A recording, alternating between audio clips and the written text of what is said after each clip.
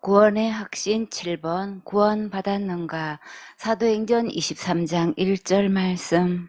바울이 공회를 주목하여 가로되 여러분 형제들아 오늘날까지 내가 범사의 양심을 따라 하나님을 섬겼노라 하거늘. 바울이 오늘 공회에 선 것은 신문 가정에서의 조사 개념으로 보면 되겠지요. 바울은 여기서 공회를 주의 깊게 살피면서 말문을 열었어요. 공회는 언어로는 사내들인이라고 해요. 총 70인명의 공회 의원들로 구성되었는데 의장은 대제사장이고 사두개인, 바리새인, 장로들이 있어요. 사내들이는 중앙의회였으므로 주로 율법 문제에 대한 재판권을 행사하였는데 로마 제국 지배하에서 유대의 자체적인 통치 기관이었고 로마가 허용하는 한도에서 행정과 사법을 관장하였어요.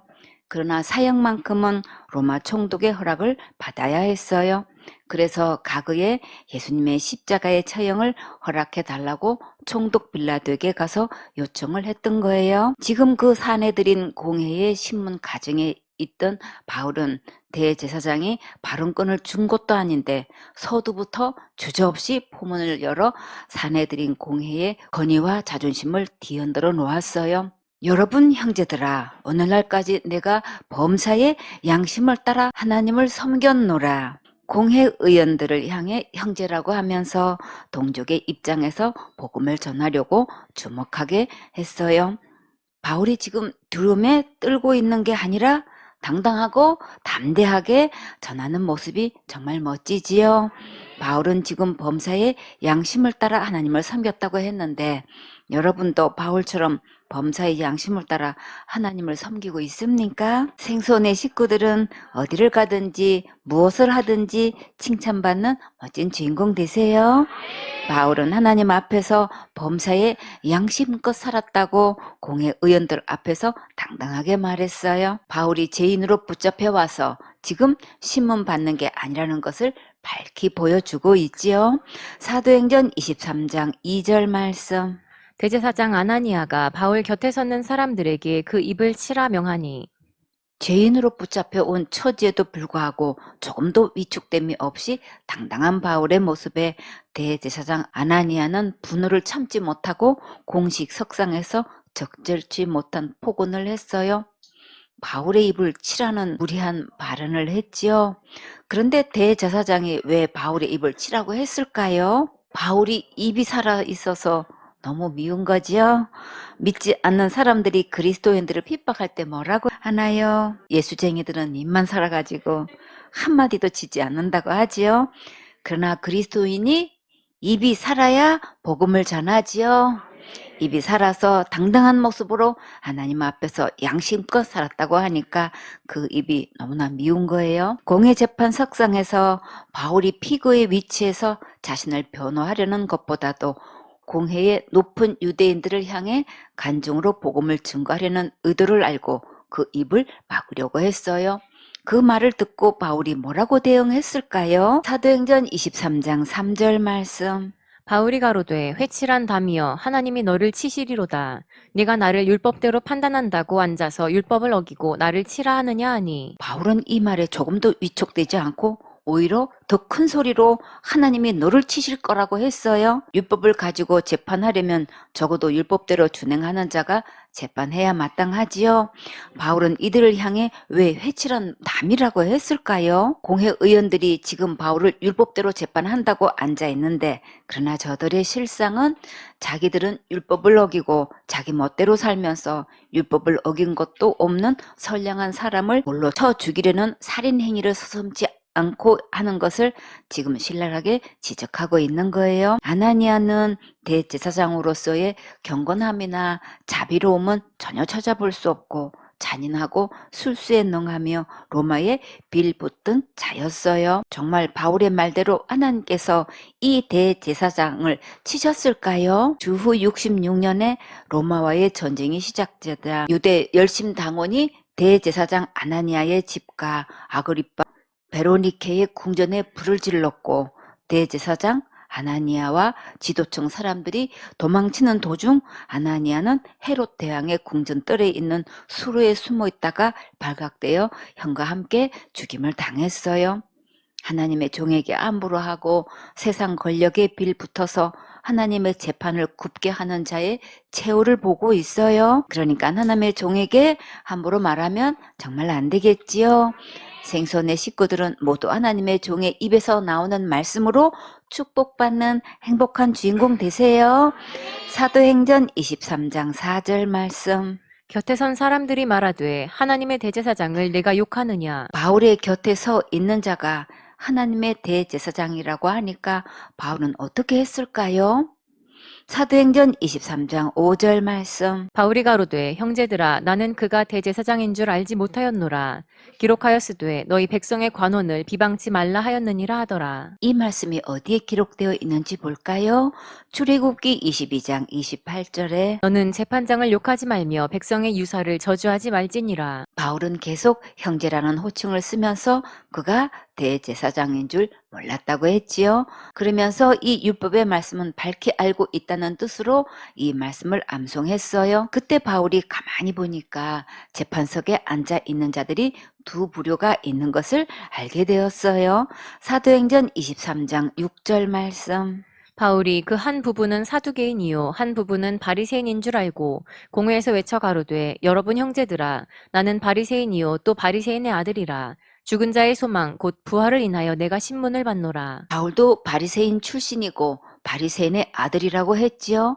바리새인은 부활을 믿는 자들이었고 사두개인은 믿지 않았어요. 예수님의 시대에 유대인들은 대부분 죽은 뒤에 다시 태어나 산다는 부활과 사후세계를 믿었는데 그러나 지금 현세의 권력과 부를 가진 사두개인들은 부활을 믿지 않았어요. 사두개인이라고 불리는 그들은 제사장직을 독점하고 유대의 최고 정치기구인 사내들인을 장악한 귀족 집단이었어요. 그들은 내세도 천사도 믿지 않았고 한마디로 그들은 철두철미하게 세속적이었는데 기원 후 70년 로마인들이 성전을 파괴하고 제사장직을 없애자 사두개인도 사라졌어요. 마태복음 16장 6절에 예수께서 이르시되 삼가 바리새인과 사두개인들의 누룩을 주의하라 하신대. 이 두 무리도 당연히 예수님을 싫어했어요. 특히 사두개인은 예수님이 장차 큰 분란을 일으켜 로마인들의 감정을 자극하면 자신들이 누리는 제사장직과 부가 모두 사라질지 모른다고 생각했어요.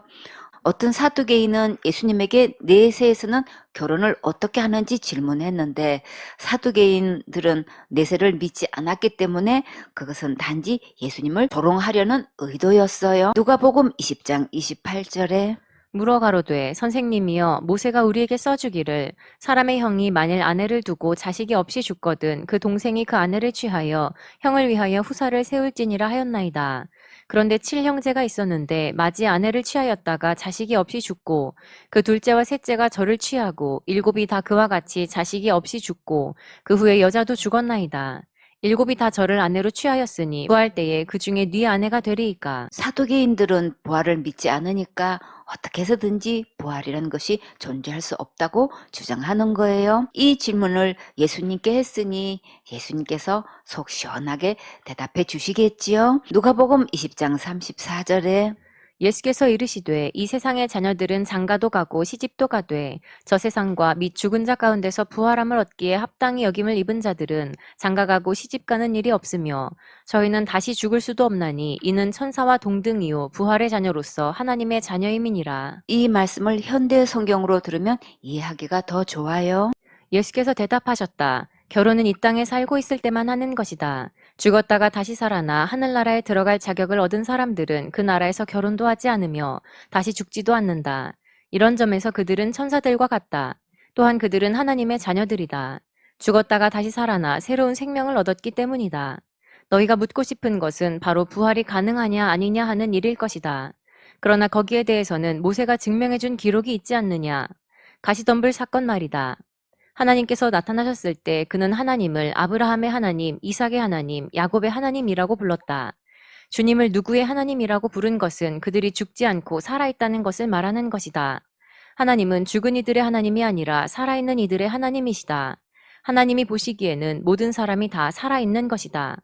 거기 서 있던 율법학자 몇 사람이 이 말씀을 듣고 선생님 말씀이 옳습니다 하고 말하였다. 아무도 더 이상 감히 묻지 못하였다. 사두개인들이 부활이 없다고 주장하다가 예수님의 말씀을 듣고 아무 말도 못했지요. 여기서 잠깐 사두개파에 대해 알아볼까요?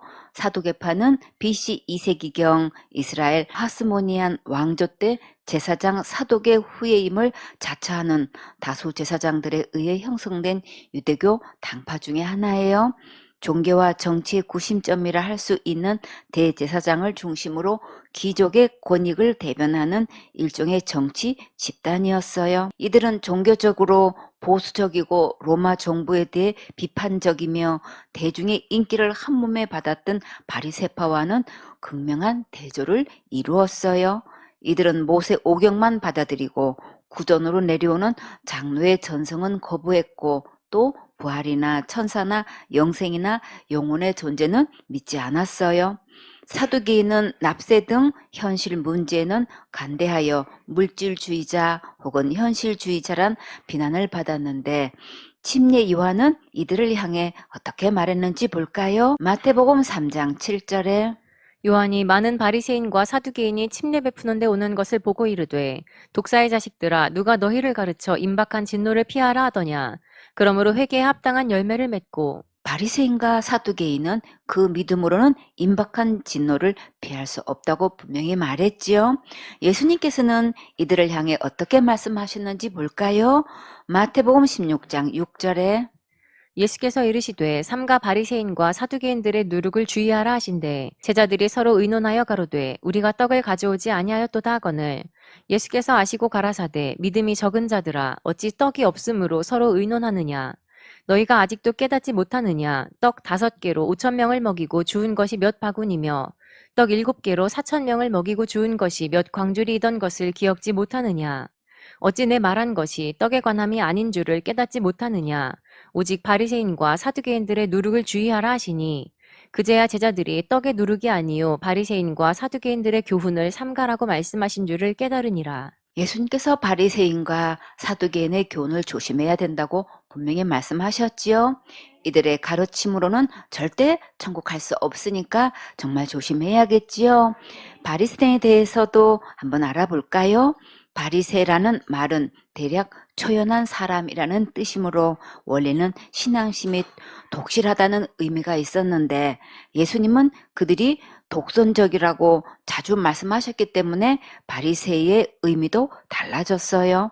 바리새인은 한마디로 규칙에 집착하는 사람들인데 자신들이 신과 율법을 누구보다도 진지하게 받아들인다고 자부했지만 예수님은 몇 차례나 그들을 위선자들, 외식자들이라고 꾸짖으시면서 자기들이 만든 규칙에만 집착한 나머지 의와 인가시는 버렸다고 그들의 태도를 책망하셨어요. 바리새인들은 식사에 관한 여러 가지 규칙과 안식일에 할 행동 등 세세한 문제를 따지고 들었는데 예수님은 제자들에게 바리새인보다 더 의로워야 천국 간다고 하셨어요. 마태복음 5장 20절에 내가 너희에게 이르노니 너희 의가 서기관과 바리새인보다 더 낫지 못하면 결단코 천국에 들어가지 못하리라.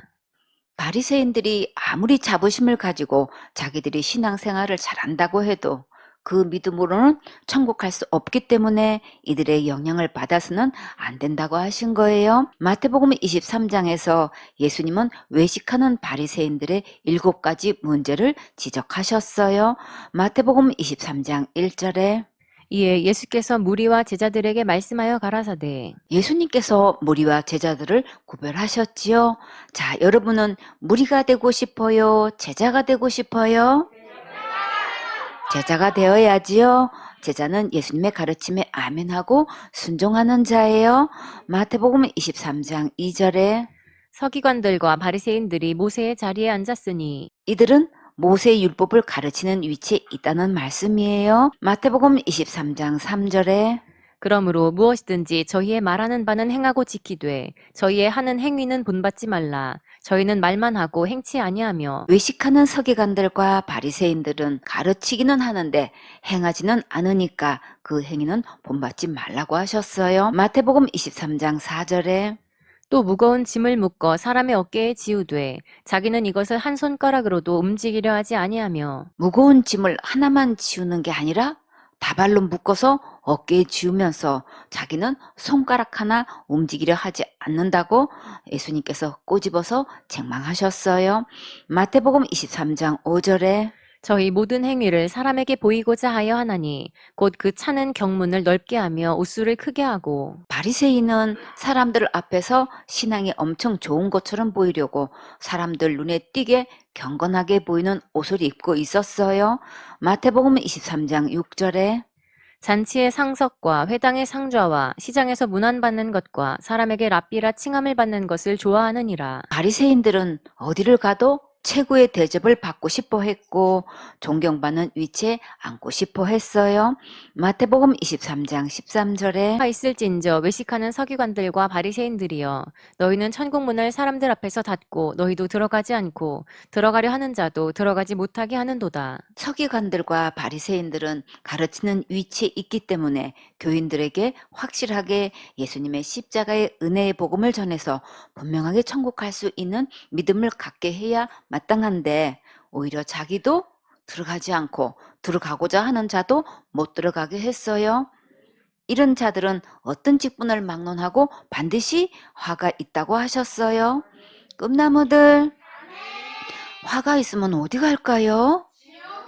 지옥 가는 거지요. 마태복음 23장 15절에 화 있을진저 외식하는 서기관들과 바리새인들이여 너희는 교인 하나를 얻기 위하여 바다와 육지를 두루 다니다가 생기면 너희보다 배나 더 지옥 자식이 되게 하는도다. 외식하는 바리새인들은 교인들이 생기면 천국 백성이 되게 해야 하는데 오히려 배나 지옥 자식이 되게 하고 있어요.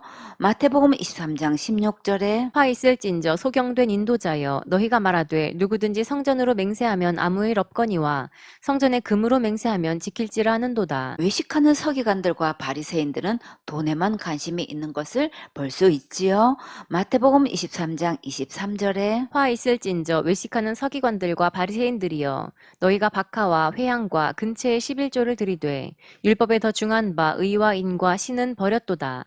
그러나 이것도 행하고 저것도 버리지 말아야 할지니라. 11조는 철저히 지킨다고 강조하면서 정작 해야 할 예수님의 십자가의 의와 사랑과 믿음은 버렸어요. 마태복음 23장 24절에 소경된 인도자여 하루살이는 걸러내고 약대는 삼키는도다. 인도자는 교인들을 지옥 갈 모든 죄에서 제사함 받고 영생을 얻어서 천국 가게 해야 하는데 이런 일은 전혀 하지 않고 물질에만 관심이 있었어요. 인도자는 교인들에게 온전한 11조도 드리게 하고 영혼 구원에 주력해야겠지요. 예수님께서는 이것도 행하고 저것도 버리지 말아야 한다고 말씀하셨어요. 마태복음 23장 25절에 화 있을진저 외식하는 서기관들과 바리새인들이여 잔과 대접의 겉은 깨끗이 하되 그 안에는 탐욕과 방탕으로 가득하게 하는도다. 소경된 바리새인아 너는 먼저 안을 깨끗이 하라. 그리하면 겉도 깨끗하리라. 외식하는 서기관들과 바리새인들이 겉과 속이 다르게 행동하여 책망을 받고 있어요. 겉으로는 사람들에게 존경받을 만큼 깨끗한 척하면서 속에는 탐욕과 방탕으로 가득하다고 하셨어요. 꿈나무들, 그러면 우리는 무엇으로 겉도 속도 깨끗하게 할 수 있을까요? 예수님의 말씀으로 깨끗하게 할 수 있지요. 시편 119편 9절에 청년이 무엇으로 그 행실을 깨끗게 하리이까 주의 말씀을 따라 삼갈 것이니이다. 내가 전심으로 주를 찾았사오니 주의 계명에서 떠나지 말게 하소서. 내가 주께 범죄치 아니하려 하여 주의 말씀을 내 마음에 두었나이다. 예수님 믿고 예배 성공하면 겉과 속이 깨끗하게 될 수 있어요. 마태복음 23장 27절에 화 있을진저 외식하는 서기관들과 바리새인들이여 회칠한 무덤 같으니 겉으로는 아름답게 보이나 그 안에는 죽은 사람의 뼈와 모든 더러운 것이 가득하도다. 이와 같이 너희도 겉으로는 사람에게 옳게 보이되 안으로는 외식과 불법이 가득하도다. 외식하는 자들이 겉으로는 아름답게 꾸미는데 속에는 외식과 불법이 가득하다고 했어요. 하나님은 우리의 중심을 보시기 때문에 먼저 예수님의 보혈로 안을 깨끗하게 해야지요. 외식하는 서기관들과 바리새인들을 예수님께서 최종적으로 어떻게 판결을 내리셨나요? 마태복음 23장 33절에 뱀들아 독사의 새끼들아 너희가 어떻게 지옥의 판결을 피하겠느냐. 외식하는 서기관들과 바리새인들은 지옥의 판결을 피할 수 없다고 하셨지요. 이들은 지옥 갈 모든 죄를 영원히 용서하신 예수님을 믿지 않기 때문에 절대 천국 갈 수 없어요. 그러니까 자기 직분 믿지 말고 자기가 행한 것 믿지 말고 오직 예수님의 십자가의 은혜를 믿으세요. 그러면 다 같이 천국 갈 수 있어요.